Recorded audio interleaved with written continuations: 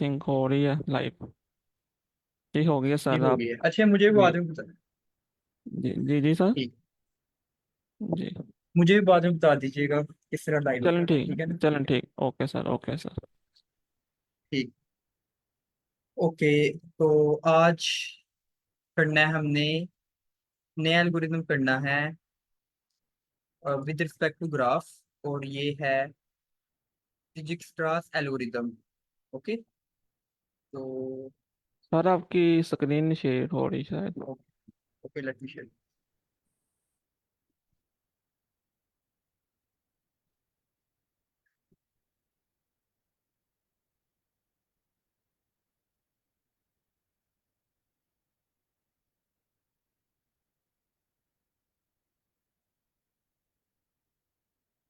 Okay. तो ये question है। हम पहले ना देख लेते हैं इनपुट। हमें इनपुट किस तरह का दिया हुआ है। हमें एक ग्रिड दी होगी, जिसके अंदर क्या है होगा, जो क्या होगी, एक लिस्ट ऑफ लिस्ट्स होगी, ठीक है।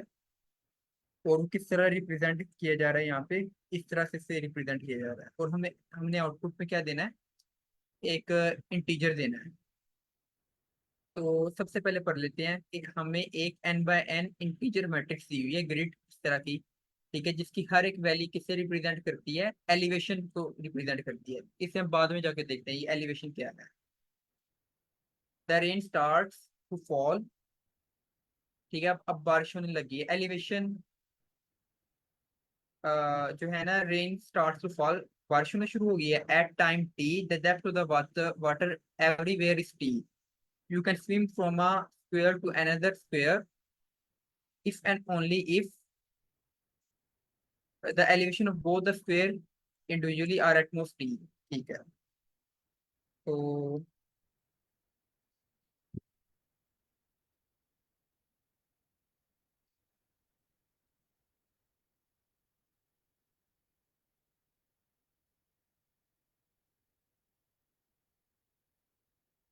देखें जरा, यहाँ पे हमें इस एग्जांपल को ले लेते हैं। इन्होंने कहा कि आपको ना ये वाला मैट्रिक्स दिया हुआ है इनपुट के तौर पर, और इन्होंने यहाँ पे कह दिया कि आप स्टार्ट कहाँ से करेंगे, इस पोजीशन से करेंगे, यानी 0 बाय 0 से करेंगे, ठीक है। अब देखें, हम यहाँ से स्टार्ट करेंगे,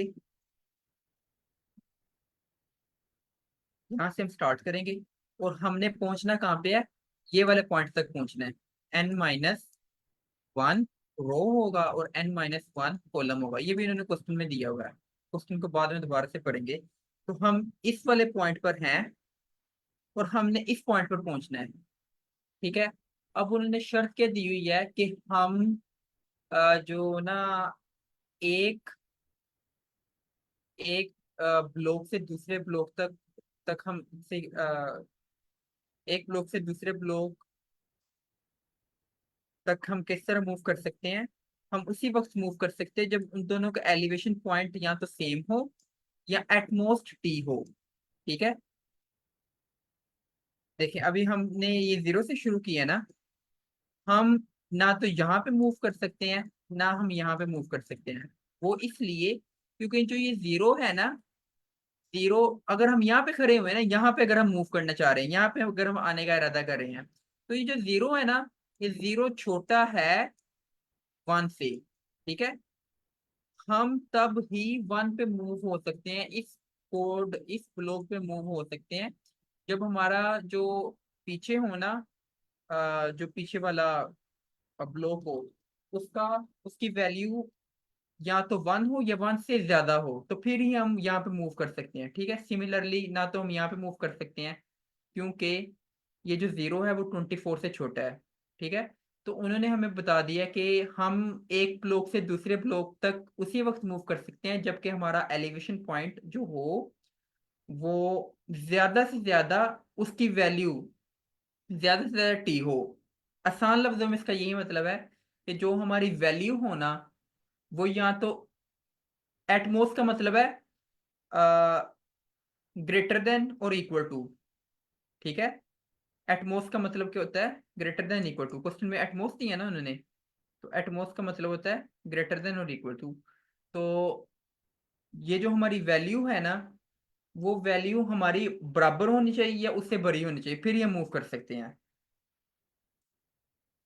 अब you can swim infinite distance in zero time of course in boundaries of the grid. ठीक है। अच्छा, इसमें ना आप वो एक कंसेप्ट समझें आप। अगर इसको इस तरह समझ लें, एक ये है, एक ये है, यहाँ पे मैंने क्या रिप्रेजेंट किया, एलिवेशन पॉइंट रिप्रेजेंट किया है। समझ ले ये पूल है, तो ये जो पूल है ना, इसका इसका कितना लेवल है, इसका लेवल है 1, इसका कितना लेवल है 2, ठीक है, इसका कितना लेवल है 1, ठीक है। अब मैं 1 से ना 2 की तरफ नहीं मूव कर सकता। हाँ, मैं 2 से 1 की तरफ मूव कर सकता हूँ, ठीक है। जिस तरह पानी मूव करता है ना ज्यादा प्रेशर से लो प्रेशर की तरफ, इसी तरह मैं ज्यादा वाली रकम से लो वाली रकम की तरफ तो आ सकता हूँ, लेकिन लो से ज्यादा की तरफ नहीं आ सकता। ओके। अब अब इसी को हम यहाँ पे इम्प्लीमेंट करते हैं और देखते हैं कि इसका क्या, हम किस तरह से इस पॉइंट तक पहुंच सकते हैं। हम यहाँ से स्टार्ट कर रहे हैं और हमने पहुंचना इस तरफ है, ठीक है। तो ना तो हम यहाँ पे मूव कर सकते हैं ना यहाँ पे मूव कर सकते हैं। अगर हमने यहाँ पे मूव होना है ना, तो हमें टी को बढ़ाना होगा 1। शुरुआत में टी 0 था ना, अगर हम यहाँ पे मूव करना चाहते हैं तो हमें टी को बढ़ाना होगा 1। अगर हम यहाँ पे मूव करते हैं तो हमें टी को बढ़ाना होगा 24, ठीक है। अब क्वेश्चन में उन्होंने कहा हुआ है कि हमने हमने जो है ना मिनिमम वैल्यू देनी है। हमने जो ये कोस्ट है ना, इस पाथ से इस पाथ तक मूव करने के लिए जो कोस्ट है वो हमने मिनिमम देनी है। यानी देखे ना, इस पॉइंट से इस पॉइंट तक पहुंचने के बहुत सारे पाथ्स हैं। एक ये पाथ है, एक ये पाथ है, ठीक है। हर पाथ की अपनी एक कोस्ट है, एक ये पाथ है, तो हर पाथ की एक अपनी कोस्ट है। हमने वो वाला पाथ सिलेक्ट करना है कि जिसकी कोस्ट सबसे कम हो, ठीक है। वो पाथ सिलेक्ट करके उसकी कोस्ट को हमने रिटर्न कर देना है, ठीक है। तो देखें, अगर हम यहाँ पे मूव करना चाहते हैं ना, तो हमें यहाँ पे टी को बढ़ाना होगा 1 और यहाँ पे बढ़ाना होगा 24, ठीक है। तो यहाँ पे ना दो तरीके निकलते हैं, इस क्वेश्चन को सोल्व करने के दो तरीके निकलते हैं। एक तो ब्रूट फोर्स सॉल्यूशन अगर मैं बात करूं, वो क्या कि मैं ना जितने भी पार्ट्स बनते हैं ना, यहां से लेकर यहां तक जितने भी पार्ट्स बनते हैं, उन सबको मैं कैलकुलेट कर लूं और उन सब की मैं वैल्यूज को कैलकुलेट कर लूं, ठीक है। और कैलकुलेट करने के बाद मैं देखूं कि उनमें जो मिनिमम वैल्यू है वो किसकी है, जिसकी वैल्यू होगी उसी पाथ को मैं रिटर्न कर दूंगा। ये है ब्रूट फोर्स सॉल्यूशन। और इससे मेरी टाइम कम्प्लेक्सिटी बहुत ज्यादा बढ़ जाएगी और ये एक्सपोनेंशियल है। एक्सपोनेंशियल का मतलब है कि अगर अगर मैंने यहां से यहां पे मूव हुआ ना, तो यहां से मैं यहां पे भी मूव होऊंगा, यहां से यहां पे भी मूव होऊंगा। इसी तरह ये वाला है ना, यहां से मैं यहां पे मूव होऊंगा, यहां पे मूव होऊंगा, 4 डायरेक्शन में मूव होते जाऊंगा। तो ये बढ़ती जाएगी बढ़ती जाएगी बढ़ती जाएगी। और जो कॉन्स्टेंट्स हमें दी है ना, वो इस चीज की हमें इजाजत नहीं देती। तो ये ब्रूट फोर्स सॉल्यूशन तो हम अप्लाई नहीं कर सकते, ठीक है।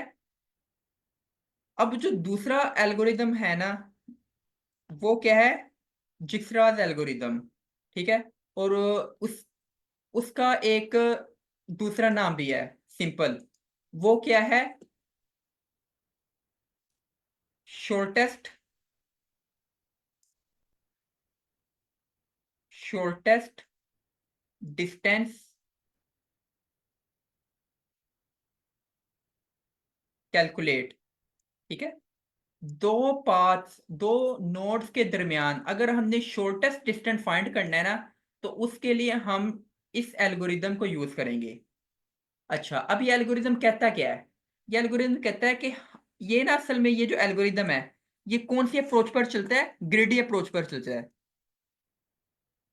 और ग्रेडी अप्रोच क्या होती है कि वो इमीडिएट बेनिफिट को देखती है। देखिए 1 कम है ना, तो ये यहाँ पे मूव हो जाएगा, ठीक है।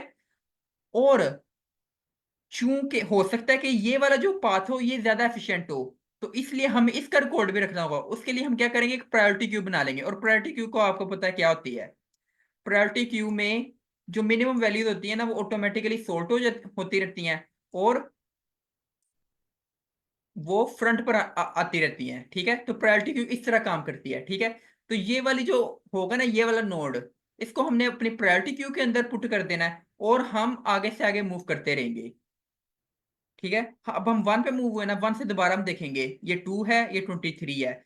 देखिए हम 23 की तरफ मूव तो नहीं होंगे, लेकिन हम इसको हम अपनी क्यू के अंदर, प्रायोरिटी क्यू के अंदर पुट कर देंगे, ठीक है। तो हम 23 पे मूव हो गए, 23 पे मूव हो गए, सॉरी 2 पे मूव हो गए ना। तो दोबारा से देखेंगे, यहाँ पे 22 है और यहाँ पे 3 है। तो हम 3 को भी पुश कर देंगे अपनी क्यू के अंदर, 22 को भी पुश कर देंगे, लेकिन हम इनमें से उस वैल्यू को लेंगे कि जो सबसे छोटी है, और वो क्या है, 3 है, ठीक है।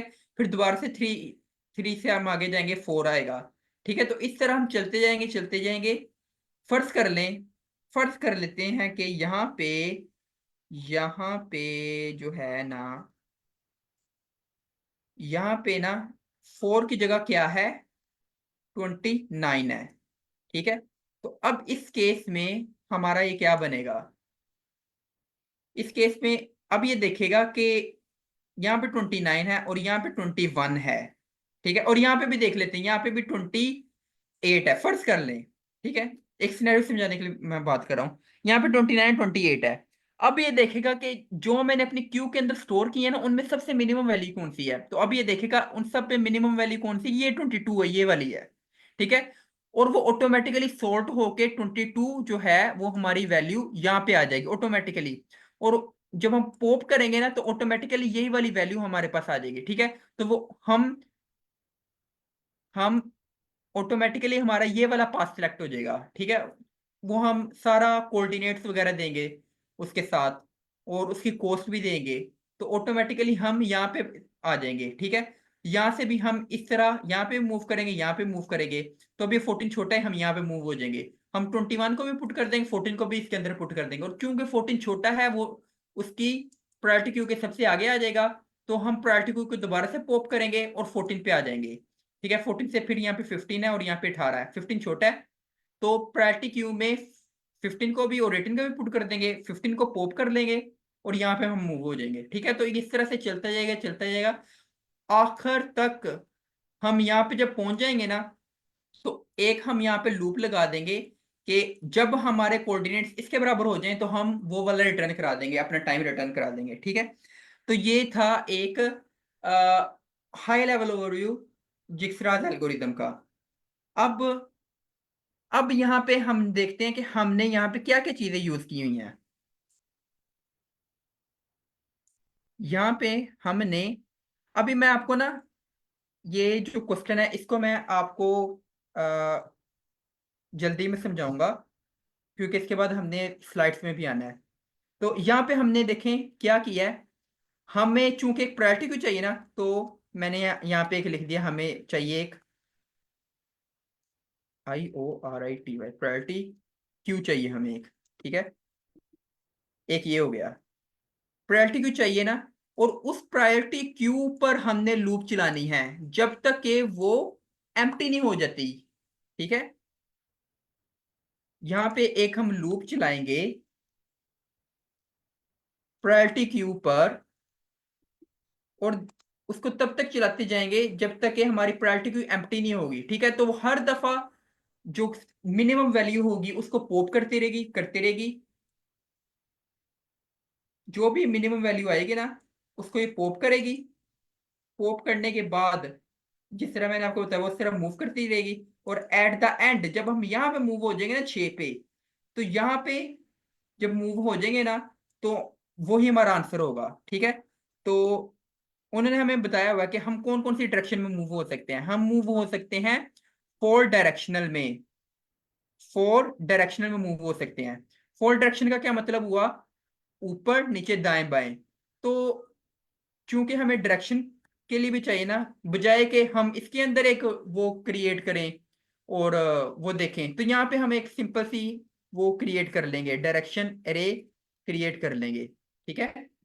और उसके अंदर हम ये सारे पॉइंट्स डाल देंगे, ठीक है। और वाइल लूप के अंदर हम देखेंगे कि ये जो हमारे पास जो नई डायरेक्शंस आई है ना, फर्ज कर ले हम यहाँ पे है ना, ये जो हमारे पास नई डायरेक्शंस आई हैं, नई डायरेक्शंस आई हैं, अब हमने यहाँ पे देखना है कि क्या वो आउट ऑफ बाउंड तो नहीं है।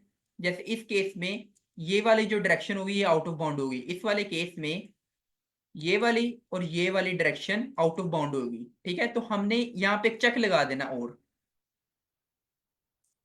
यहाँ पे हमने एक चेक लगा देना है, if it is not out of bound. ठीक है, यहाँ पे हमने एक चेक लगा देना है। ठीक है, और अगर तो वो आउट आउट ऑफ बाउंड हुआ ना तो हमने वहां पे कुछ नहीं करना, लेकिन अगर वो आउट ऑफ बाउंड नहीं हुआ तो हमने क्या करना है, हम जो उनके वो होंगे ना, फोर्ड यानी ये 14 है ना, तो इसके जो एडजेसेंट वो होगा, एलिमेंट होगा, उसको हमने पुश कर देना प्रायोरिटी क्यू के अंदर, एज सिंपल एज दैट। ठीक है, पुश कर देना है हमने प्रायोरिटी क्यू के अंदर, सिंपल यही एल्गोरिदम है। ठीक है, और साथ में हम जब यहाँ पे पहुंच जाएंगे ना, यहाँ पे पहुंच जाएंगे, तो यहाँ पे चूंकि हमें जो है एक चेक भी लगाना पड़ेगा, वो चेक इसलिए लगाना पड़ेगा ताकि हम इंफिनिटली चलते रहें, कभी ना कभी तो हम यहाँ पे पहुंच जाएंगे ना, तो यहाँ पे हमने एक चेक लगा देना है, check if we reach at n-1 row and n-1 column. ठीक है, तो यहाँ पे हमने चेक लगा दी, जैसे हमने ये लगा दिया ना, तो साथ ही हम इसकी जो वो पाथ होगा ना जिस पर हम मूव कर रहे हैं उस वो उसकी हम वो रिटर्न कर देंगे, मिनिमम वैल्यू रिटर्न कर देंगे। ठीक है, अब हम इस पर आ जाते हैं, एक दफा ना गो थ्रू कर लेते हैं। ठीक है, तो हमें n/n ग्रिड दी हुई है, और उसकी हर वैल्यू जो है वो एलिवेशन को रिप्रेजेंट कर रही है। ठीक है, और वो इस शक्ल में दी हुई है, आई और जे। ठीक है, तो वो कह रहे हैं कि अब ना बारिश स्टार्ट होना शुरू हो गई है, बारिश स्टार्ट होना शुरू हो गई है, and at time T the depth of the water everywhere is T. ठीक है, you can swim from square to another four direction adjacent square if and only if the elevation of both the squares individually are at most T. ये मैंने आपको बता दिया है कि आप एक से दूसरे में तभी मूव हो सकते हैं जबकि जो वो हो ना आपकी मैक्सिमम कॉस्ट जो अब तक आप फाइंड कर चुके हैं वो या तो इसके बराबर हो या इससे बड़ी हो, फिर ही आप इस पर मूव कर सकते हैं। ठीक है, और वो इसकी एक अच्छी मिसाल मैंने आपको दी थी, जैसे वाटर में डिफ्यूजन होती है ना, डिफ्यूजन क्या होता है कि हाई प्रेशर से पानी मूव करता है लो प्रेशर की तरफ, तो आप हाई प्रेशर से लो प्रेशर की तरफ तो मूव हो सकते हैं, लेकिन इसके रिवर्स मूव नहीं हो सकते। ठीक है, तो इसको आपने इस तरह समझ लेना है, you can swim infinite distances in zero time. ठीक है, आप जीरो टाइम में इनफाइनाइट डिस्टेंसेस में तक मूव हो सकते हैं। ठीक है, ये जो टाइम है ना, इसको आप ना होल्ड करके रखें, क्योंकि जो हमने सॉल्यूशन लिखना है ना, जो हमने एल्गोरिदम लिखना है उसमें इसका कहीं भी चक्कर नहीं है।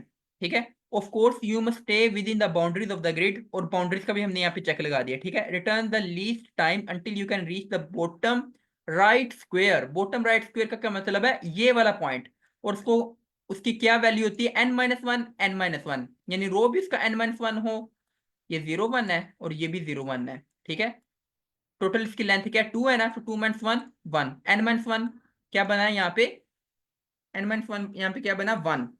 ठीक है, तो 1,1 यानी ये वाला जो है ना एलिमेंट, ये वाला जो ब्लॉक है, हमने तब तक मूव करते रहना जब तक हम यहाँ पे नहीं पहुंच जाते, और जब हम यहाँ पे पहुंच गए ना तो हमने क्या रिटर्न कर देना है, हमने लीस्ट टाइम को रिटर्न कर देना है। ठीक है, if you start at the top left square, और कहते हैं आप स्टार्ट कहाँ से करेंगे, आप यहाँ से स्टार्ट करेंगे और आपने यहाँ तक मूव होना है। ठीक है, अब मैं कोड को लिख रहा हूँ।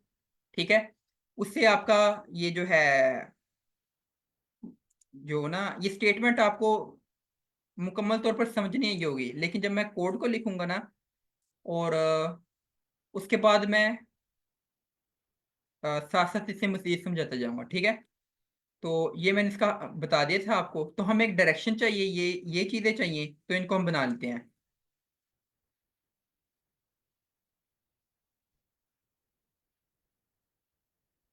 डायरेक्शन चार में होगी। एक क्या है, 1,0। ठीक है, 1,0 का क्या मतलब हुआ? ये फर्स्ट अगर रो। 0 0 है ना, 1,0 का मतलब हुआ कि एक्स में मैं मूव कर रहा हूँ, वाई में मैं वहीं पे खड़ा हुआ हूँ। ठीक है, ये वाई है और ये एक्स है। एक्स में मैं यहाँ पे हो जाएगा मेरे ख्याल से 1,0।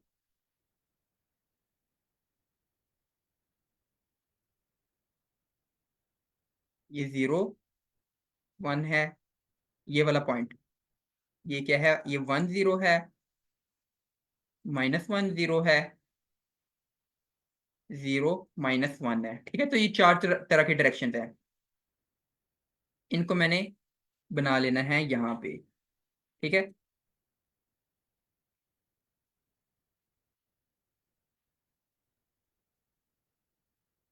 1 0 0 1 -1 0 0 -1। ठीक है, ये चार डायरेक्शन होगी। प्रायोरिटी को भी बना देता हूँ मैंने यहाँ पे।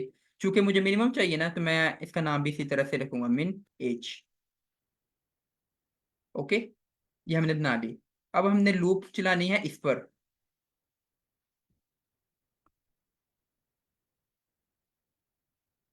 वाइल मिन एच। ठीक है, तो शुरुआत में कहां से कर रहा हूं? शुरुआत मैं कर रहा हूं,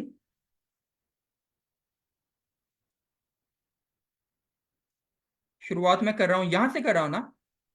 तो ये वाली जो होगा ना, ये वाला कोऑर्डिनेट्स, इसको मैं शुरुआत इस लूप को शुरू करने से पहले मैं इसके अंदर पुश कर देता हूं। ठीक है,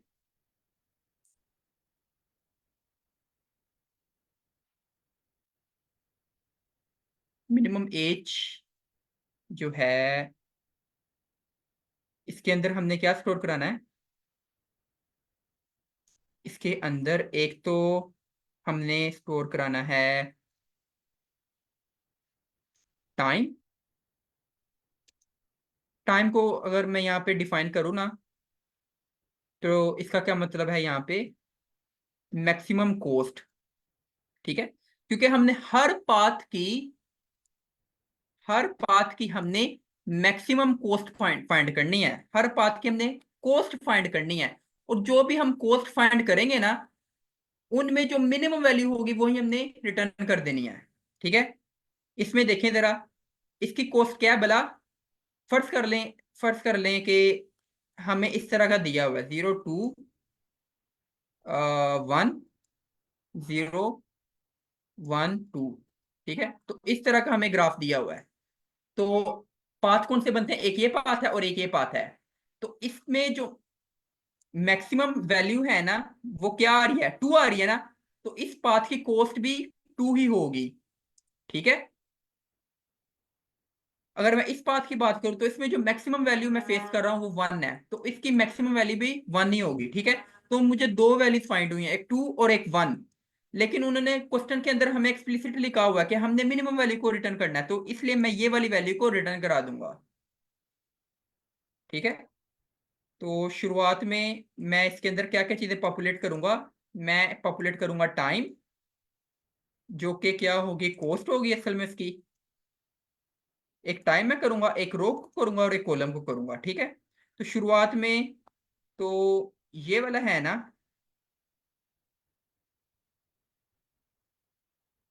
शुरुआत में। ओके,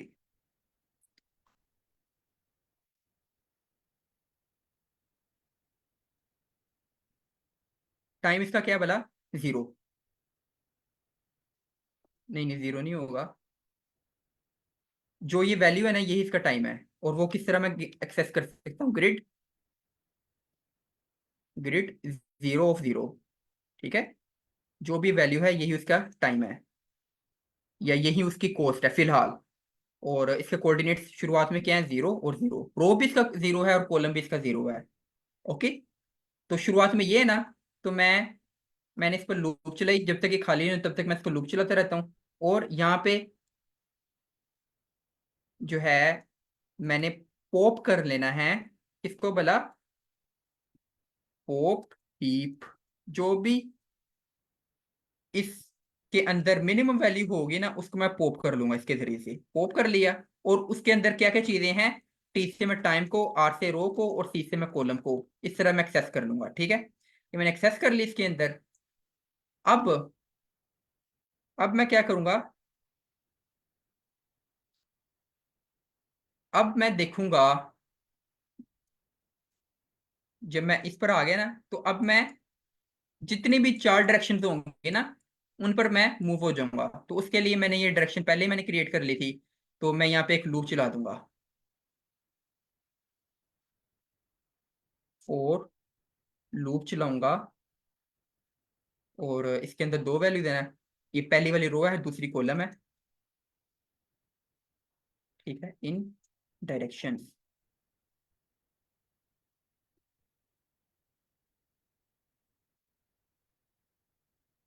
ठीक है, तो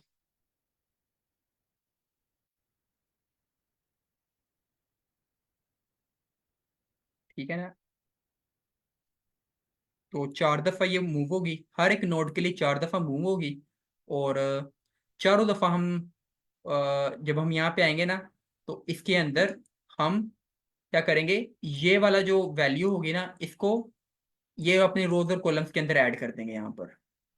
ठीक है, तो यहाँ पे हमारी न्यू रो और न्यू कॉलम क्या बनेगी, new row and new column, वो क्या बनेगी,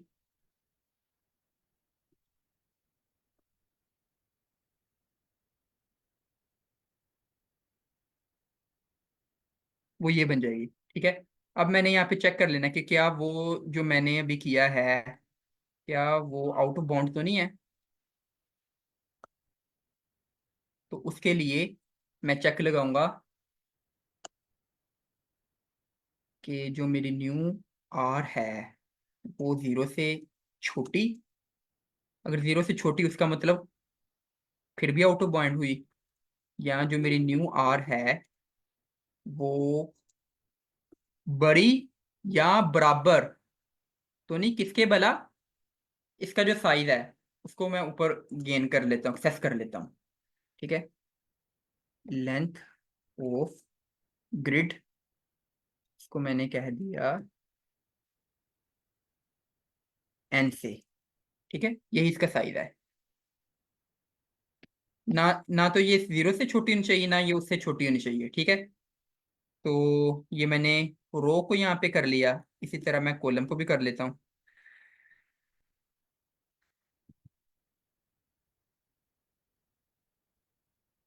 ठीक है, ये कॉलम का भी हो गया यहाँ पर। अच्छा, यहाँ पे ना इन्होंने कहा हुआ है कि उसकी जो वो होगी ना ग्रिड की लेंथ, और उसके अंदर जो हर एक अरे होगी उसकी लेंथ, वो दोनों एन के बराबर हैं। इसीलिए जो ये शेप बन रही है ना स्क्वायर बन रही है। ठीक है, तो इसलिए मुझे अलहदा से उसकी कॉलम की लेंथ को फाइंड नहीं करना पड़ा, मुझे वो एक एन से काम मैंने रो के लिए भी चला लिया, कॉलम के लिए भी चला लिया। ठीक है, अच्छा यहाँ पे ऐसा भी तो हो सकता है ना कि जब यहाँ पे हो, यहाँ पे भी तो चार डायरेक्शन में चेक करेगी ना, जैसी हमने लूप लगाई हुई है, तो हो सकता है तो यहाँ पे क्या होगा, हम यहाँ पे इस तरह मूव कर रहे हैं ना थ्री से, तो जब ये दोबारा थ्री की तरफ जाएगी ना, तो ये तो काम रिपीट हो जाएगा, तो हमने थ्री की तरफ नहीं मूव होना। यानी यहाँ पे हमें एक और डाटा स्ट्रक्चर को यूज करना पड़ेगा जो हमें बताए कि ये जो नोड्स हैं इनको हमने विजिट कर लिया है, तो बराए करो आप यहाँ पे विजिट ना करें। ठीक है, तो यहाँ पे एक और हमने वो कर लिया, एरे क्रिएट कर ली। और इनिशियल इसके अंदर हम क्या पुट करेंगे, इनिशियल इसके अंदर होगा 0,0। ठीक है, शुरुआत में हम यहाँ पे पर है ना, तो इसकी जो वो होगी ना, शुरुआत में ये विजिटेड है तो इसको हमने एज इट इज पुट कर दिया, ये सेट ही रख लेते हैं, इसको अरे की बजाय सेट रख लेते हैं। ठीक है, और इसके अंदर ऐड कर देंगे इस टप्पल को, वो क्या है 0,0। ठीक है, शुरुआत में ये होगा।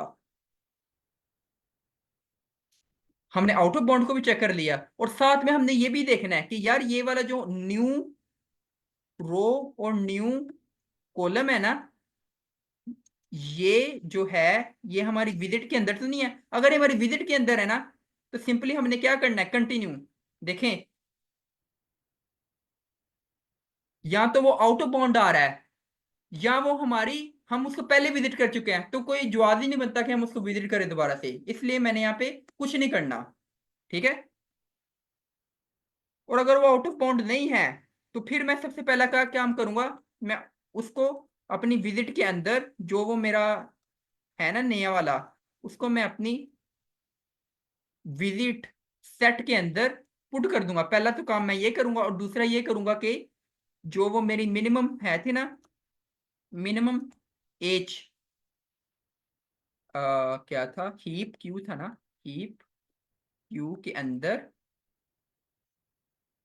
वो मेथड क्या होता है इसको पुश करने के लिए, पुश हीप होता है आई थिंक। हाँ, पुश हीप ही होता है मेरे ख्याल से। ठीक है, तो ये वाला जो होगा ना, इसको हमने पुश कर देना उसके अंदर। ठीक है, मगर हमने किसके अंदर पुश करना है भला, हमने इसके अंदर पुश कर देना है, ये जो हम हमारी हीप है ना, इसके अंदर पुश कर देना है। और वो किस तरह से हमने पुश करना है, अरे की शक्ल में। ठीक है, क्योंकि यहाँ पे हम अरे की शक्ल में कर रहे हैं ना, और पहली वैल्यू क्या होगी, टाइम होगी। तो टाइम यहाँ पे क्या रिप्रेजेंट करता है, टाइम यहाँ पे रिप्रेजेंट करता है ये जो न्यू टप्पल को हम देख रहे हैं ना, न्यू टप्पल को जो हम देख रहे हैं, इसकी जो ये वैल्यू है 15, इस ये इसका टाइम रिप्रेजेंट करता है। लेकिन लेकिन लेकिन लेकिन ये वाला पाथ, मैं यहाँ पे हूं ना, तो मैं फिलहाल यहां से लेकर यहां तक मैं अभी मूव हुआ हूं, ये बाकी का इग्नोर कर दें। ठीक है, तो यहां से लेकर यहां तक मैं मूव हुआ हूं। तो यहाँ पे देखें, यहाँ पे जो इसका है ना मैक्सिमम वैल्यू, वो क्या है 21 है। तो यहाँ पे कंपेयर क्या होगा, 21 से ये कंपेयर होगा। ठीक है, तो यहाँ पे मुझे मैक्सिमम फंक्शन लगाना पड़ेगा। ठीक है, तो टी को कैलकुलेट करने के लिए मुझे इसके अंदर मैक्सिमम फंक्शन को यूज करना पड़ेगा। और मैं किन दो चीजों को कंपेयर करूंगा, एक तो ऑब्वियस ही बात है, मैं ये वाले टी को कंपेयर करूंगा, किससे कंपेयर करूंगा, ग्रिड की इस वाले कोऑर्डिनेट्स से। ठीक है, देखें मैंने यहाँ पे मैक्सिमम वैल्यू लगाई, और मैं किन दो चीजों को कंपेयर करूंगा, एक तो वो पुराने वाले टी वैल्यू, और उसको किससे करूंगा, grid of new row and new column, इन दो चीजों से मैं करूंगा। तो यहाँ पे मेरी जो भी अब तक मेरी मैक्सिमम वैल्यू फाइंड मैं कर चुका हूं ना, ये उसी के अंदर पुश हो जाएगा, वही वाली मैक्सिमम वैल्यू यहाँ पे आ जाएगी एज टी। और पहली यहाँ पे हमने टी को कैलकुलेट कर लिया, दूसरी क्या है, रो है। रो को मैं यहाँ से किस तरह कैलकुलेट कर रहा हूँ, न्यू न्यू आर से, और कॉलम के यहाँ पे न्यू सी है। ठीक है, तो यहाँ पे मैंने इनको पुश कर दिया, और ये हो गया हमारा सारा एल्गोरिदम। अब मैंने आपको बताया था चेक भी हमने लगाना है। चेक किस लिए, कि यहाँ पे अगर हम पहुंच गए ना, तो साथ ही हमने रिटर्न कर देना है कि अब हमें मजीद आगे बढ़ने की जरूरत नहीं है। चेक को मैं किस तरह करूंगा कि न्यू जो रो है, अगर वो बराबर आ गया किसके भला, n-1 के, एंड न्यू कॉलम वो बराबर आ गया n-1 के, इसका मतलब मैं उसकी आखिर तक पहुंच गया हूं, तो मैं यहीं पे खड़े रहकर टी को रिटर्न कर दूंगा।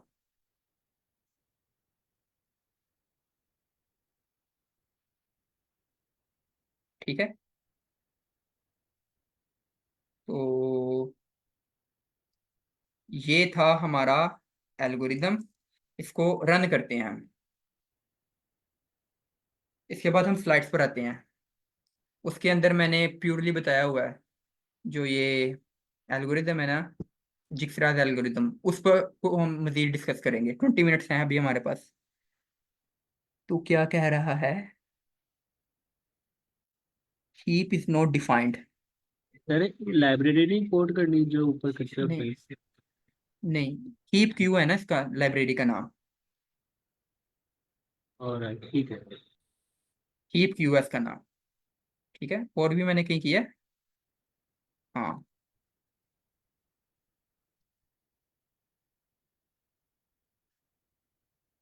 Pope head, pope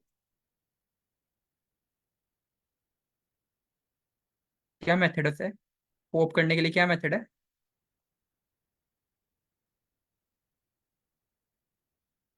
heap pope, okay, heap pope है। और इसी तरह ये भी गलत होगा मेरा, हीप पुश है, मैंने पुश हीप किया हुआ है। ठीक है, अब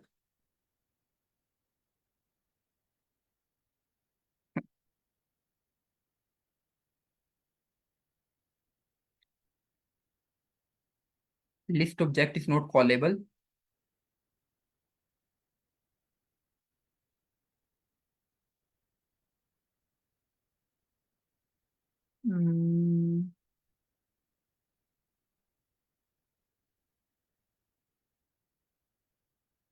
ठीक है, वेरी गुड वेरी गुड।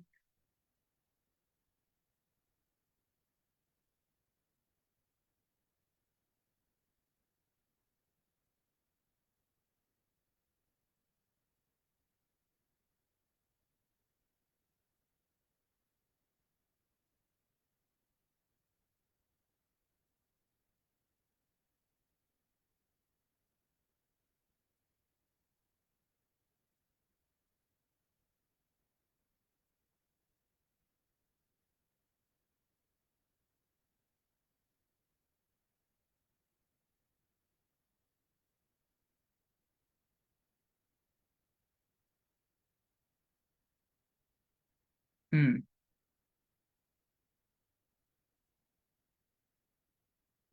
ठीक ठीक। ये देखें, ये कहाँ से शुरू हो रहा है, यहाँ से शुरू हो रहा है। ये आ गया टी, ये आ गया रो, ये आ गया कॉलम, और कॉलम के बाद ये वाला कहाँ से आया, इसको मैंने खत्म कर दिया। अब ये जो है ये उसे,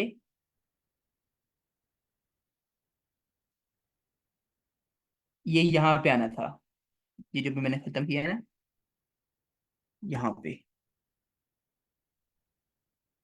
ठीक है, एक ये वैल्यू हो जाएगी और एक ये वैल्यू है, और इसका, इस पर मैक्सिमम का फंक्शन लगा दिया।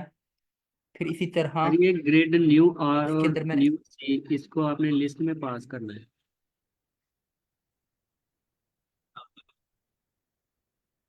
जी ये वाली को लिस्ट, हाँ जी, स्क्वायर ब्रैकेट्स।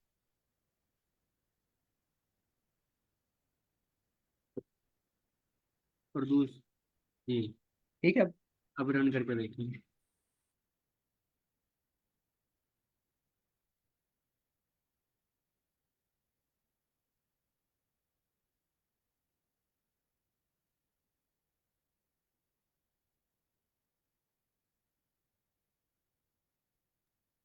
सर ये ग्रिड, जो ग्रिड है न्यू आर वाला, इसका यानी कि शुरू कर इसके पैरेंथेसिस से करें ना, जो मैं रोटेट कर देता हूँ।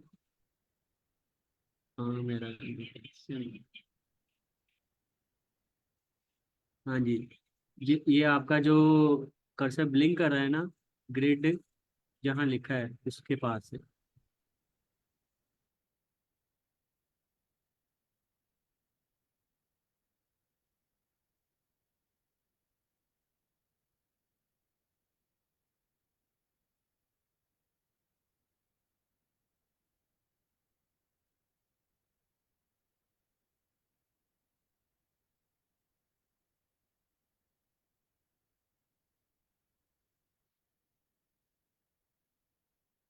इतने 50 50 मिनट है, जी सर। 50 मिनट है ना अभी हमारे पास। ठीक, 10 मिनट यस रह सर। गए हैं। ठीक है, जी आपको समझ आ गया इसका, वो छोटा मोटा वो है, वो मैं बाद में बताऊंगा आपको। ठीक है, तो ये क्या होता है जिक्सराज एल्गोरिदम, ये ना, अगर हमें वेटेड डायरेक्टेड ग्राफ दिया होता है ना, तो उसके लिए हम जिग्सराज एल्गोरिदम को यूज करते हैं। वेटेड डायरेक्टेड ग्राफ क्या होता है कि जैसे देखो, ग्राफ का तो आपको पता है ना कि a tree with cycles is called graph. तो ये देखें, इनके अंदर साइकिल है ना, अब ये ग्राफ बन गया।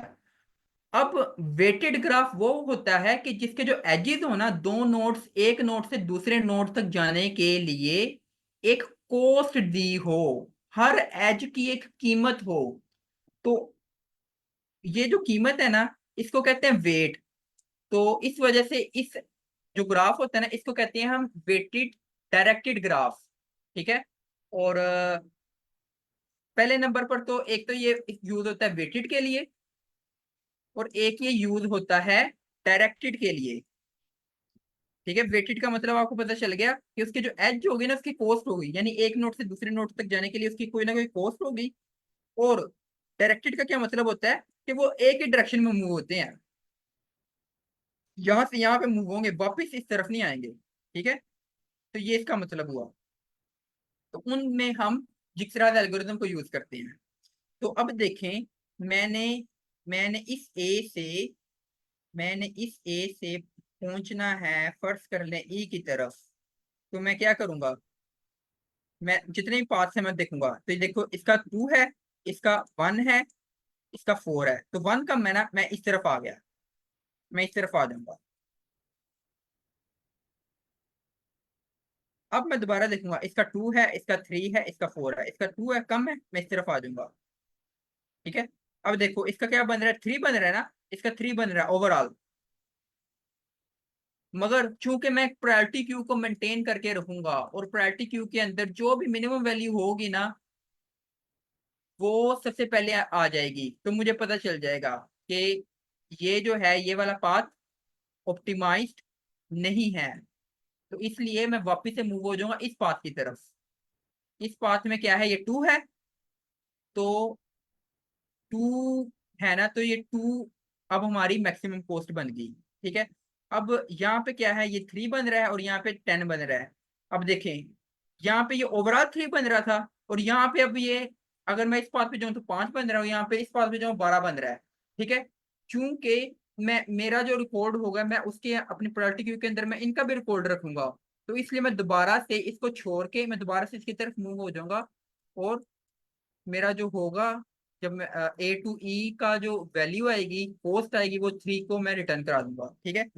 तो अब देखें जरा, सूडो कोड देखें जरा।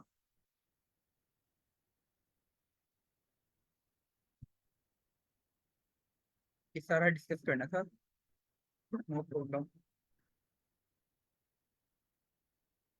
कहाँ पे गया यार सूडो कोड?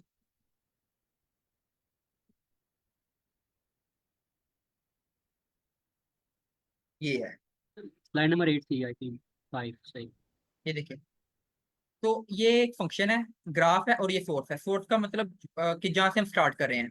सबसे पहले तो हमने क्या करना है कि जितने भी नोड्स होंगे ना, जितने भी नोड्स होंगे, वो हमने कर देने हैं,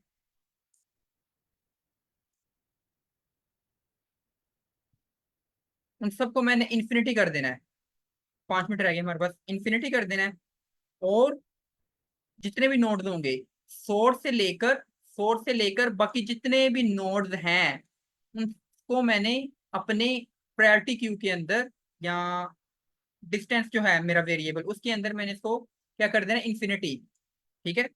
ये इन्फिनिटी कर दिया। अब मैं क्या करना है, और जो सोर्स टू सोर्स होगा ना, सोर्स टू सोर्स होगा, यानी इस नोड से इसी तक, उसके लिए मैं क्या वैल्यू को करूंगा, मैं 0 कर दूंगा। ठीक है। मैंने यहाँ पे इन्फिनिटी कर दिया, और यहाँ पे सोर्स टू सोर्स मैंने 0 कर दिया। ठीक है। अब मैं प्रायोरिटी को मैंने इनिशियलाइज किया, और मिनिमम प्रायोरिटी क्यू है, रिमेंबर दैट। ठीक है। और अब मैंने यहाँ पे क्या किया, मैंने एक लूप लगाई, तब तक चलाऊंगा जब तक प्रायोरिटी क्यू मेरी वो नहीं हो जाती, मिनिमम नहीं हो, एम्प्टी नहीं हो जाती। ठीक है। और साथ ही साथ मैंने एक विजिटेड सेट को भी इनिशियलाइज कर दिया, और अ, उसके अंदर मैंने इंसर्ट भी कर दिया। ठीक है। तो अब मैं एक एक करके पॉप करूंगा, और ये मेरे पास नोड भी आ जाएगी और डिस्टेंस भी आ जाएगा।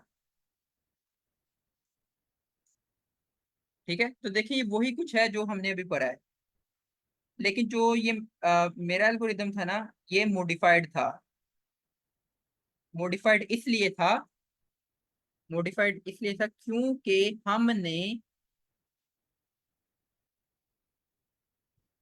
हमने ओवरऑल कॉस्ट नहीं फाइंड करनी थी, बल्कि हम जो पाथ देख रहे थे, हमने उस पाथ में वो वाली वैल्यू को रिटर्न करना था जो सबसे ज्यादा है। देखिए ओवरऑल कॉस्ट का मतलब है 0 +1 +2 +3 +4, ये सारी मैं करता और फिर इसको मैं रिटर्न कर देता। नहीं नहीं नहीं, मैं ये नहीं रिटर्न कर रहा, बल्कि जो पाथ के अंदर जो मैक्सिमम वैल्यू है ना, मैं उसको रिटर्न कर रहा हूँ। ठीक है, इसकी जो मैक्सिमम वैल्यू होगी एक ये होगी, फिर इसकी जो मैक्सिमम वैल्यू होगी वो एक ये होगी, तो जितनी भी मैक्सिमम वैल्यूज आ जाएगी उन सब में मैंने मिनिमम वैल्यू को रिटर्न करवाना था। तो ये था ये एल्गोरिदम सारा। ठीक है, अब देखें, जैसे मैं अंदर आऊंगा ना, तो सबसे पहले मैं उसको नोड को कर दूंगा विजिट, और जितनी भी वो डायरेक्शन होंगी इन सब के अंदर मैं मूव करूंगा, और बारी बारी मैं देखूंगा कि क्या वो आउट ऑफ बाउंड तो नहीं है। अगर वो आउट ऑफ बाउंड ना हुई तो फिर मैं उसको अपनी प्रायोरिटी क्यू के अंदर इंसर्ट करूंगा, अगर वो आउट ऑफ बाउंड हुई तो मैं उनको कंटिन्यू नहीं करूंगा। ठीक है, तो ये है था। अब देखें जो होता है ना,